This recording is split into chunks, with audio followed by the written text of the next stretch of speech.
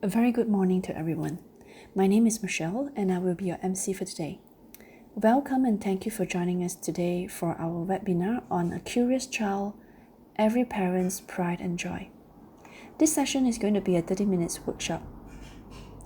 Before we begin, I would like to explain the meeting etiquette. First of all, join the meeting. Secondly, we would appreciate if you could mute your microphone. We hope this would give you a better webinar experience. Thirdly, please pay attention to the presenter. Next, should you have any questions, please type them in the chat box and our speaker will address them at the end of the workshop. Lastly, when you're called, you may unmute yourself and start talking. We encourage you to. We would love to have an interactive session. We want to thank everyone for following and observing the meeting etiquette. We are very excited to introduce our speaker today, Ms. Tiffany. Ms. Tiffany is the PYP coordinator at Fairview International School, Penang. She has taught primary school children for 16 years, with 13 years in the International Baccalaureate Primary Years program. She graduated with a degree in Bachelor of Science in Accountancy, but after working as an accountant for 2 years, she realized her true passion is in teaching. She believes the International Baccalaureate program reflects the 21st century learning, as students are constantly given the opportunity to make connections of their learning experiences to real-life situations. Through the IB, she has witnessed how children's curiosity led to inquiries and independent learning. Without further ado, it is my honor to present to you our speaker, Ms. Tiffany. Ms. Tiffany, the screen is yours. Good morning, and thank you for sparing me your time to attend this 15-minute webinar to know more about how we draw out curiosity and ignite wonder in our young learners at school and how you can do it at home too. We have tried and used a ton of strategies, but what I'm going to share with you today are my all-time favorites. How do I stimulate excitement for learning with the involvement from professionals? And you face every now and then in class really does spike up some excitement in learning. Students get to hear firsthand information and real-life experiences from speakers, which makes them ask more significant and relevant questions. Due to the pandemic, everything happens on screen now. But I'm very glad to be able to engage speakers that are willing to go an extra mile to give the students a virtual tour or experience of a real world of a speaker's company or organization. Number 1, use the environment to prod your child's curiosity. The environment. The image you see above is one of a few strategies I use in class. We set the scene of inquiry to tune in to the possibilities of sparking curiosity, triggering background knowledge, and provoking wonder. This is where the magic begins and the student-led inquiries stem.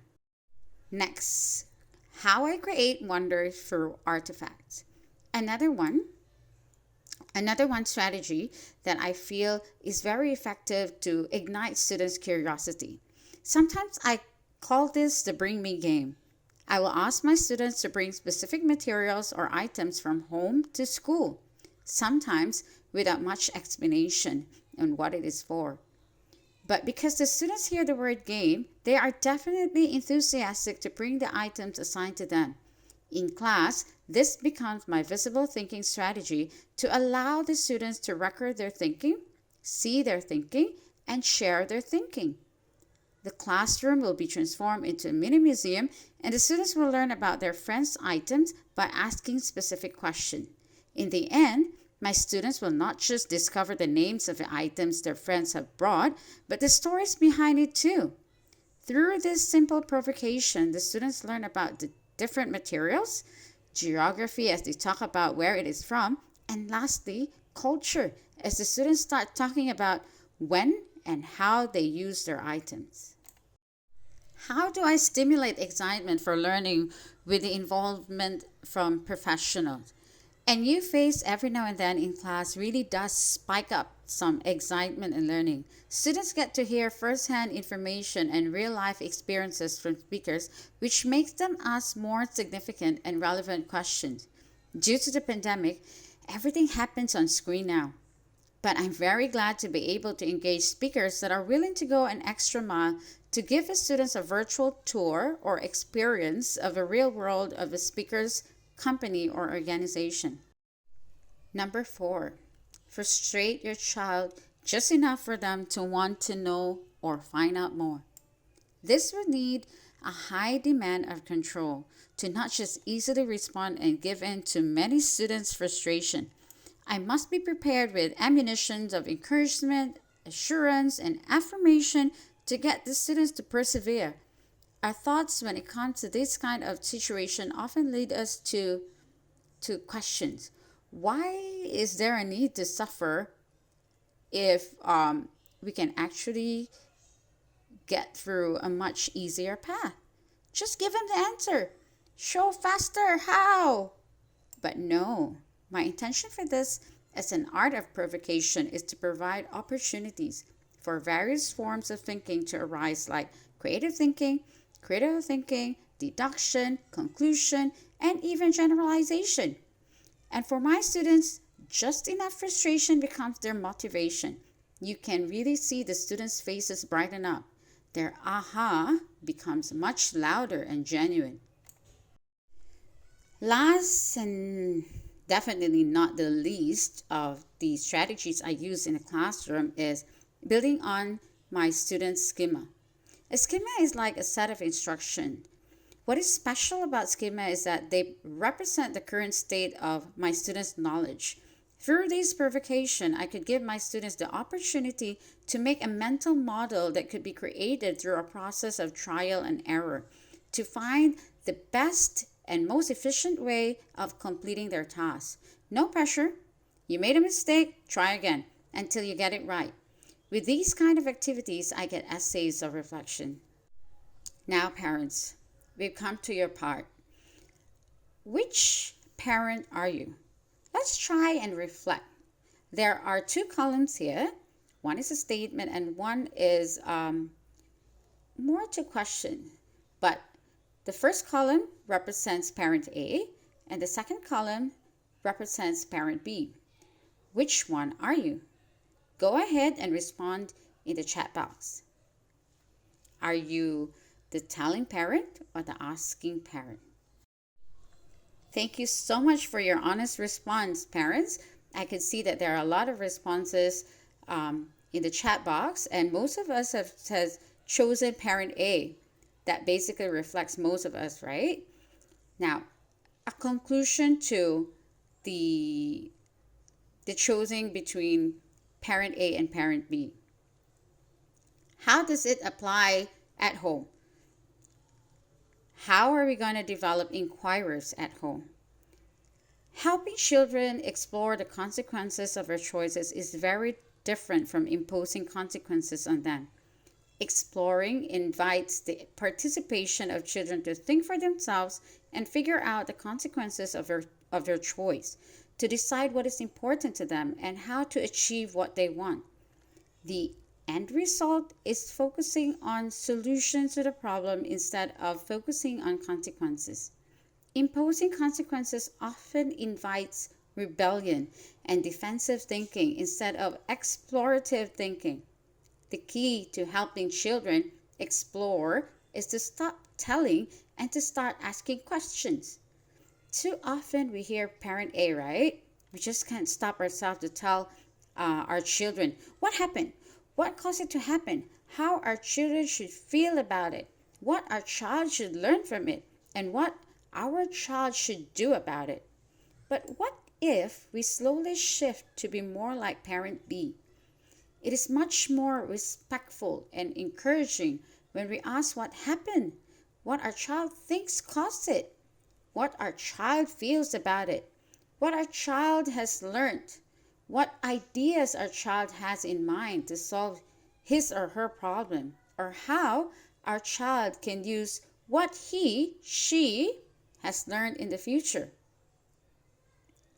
When the solutions come from our children or our brainstorm together and our children chooses what will be most helpful, they learn that they can make a valuable contribution when using respectful decision making skills. Children learn that mistakes aren't horrible if you don't beat yourself up about them and if you look at mistakes as opportunities to learn. Let me just sum up the points that I have made earlier, and hopefully you can try and apply it at home, because these strategies are not just applicable in the school or in the classroom. You can also be very creative to do this or try this at home. So number one, in developing your child's curiosity, you can actually use your home as your environment to prod your child's curiosity. Create wonder for artifacts. Perhaps you have items at home that has been handed down from generation after generation. Use it. Use it to tell your children or your child stories about the past, stories about your families.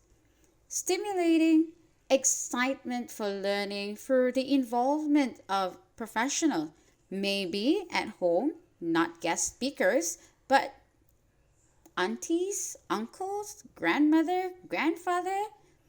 They can learn so much from them. They just need to know how to ask questions about the history of a family.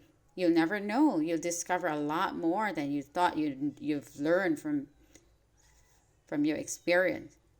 Frustrate your child just enough for them to want to know or find out more. Just let go. Just let them. Let them discover on their own the answers to the question. Just don't give in easily. Building on Schema. Get your children to do trial and error. Learn from their mistakes. Build from that mistakes. Model inquiry at home. We should start asking questions too. We should start asking questions to give our children that responsibility, that control to make some little decision that will help them become more independent. And that's it for me. Thank you so much for joining us today. Thank you, Miss Tiffany. It is indeed an informative webinar. Now we are open to answering questions from our participants. Please feel free to type your questions in the chat box and we will address them soon. While waiting for the questions to come in, allow me to run through some information about the organizers for today's talk. Fairview International School is the top IB school in Malaysia. The school has won multiple awards, including the International Award in Teaching and Learning, the 5 Stars Quality Assurance title by the Malaysian government, as well as being one of the members of the Council of International Schools, CIS. Fairview's successes include smooth career transitions, high academic success, and great communication. Our high academic achievement is obvious by just looking through our latest IBDP results.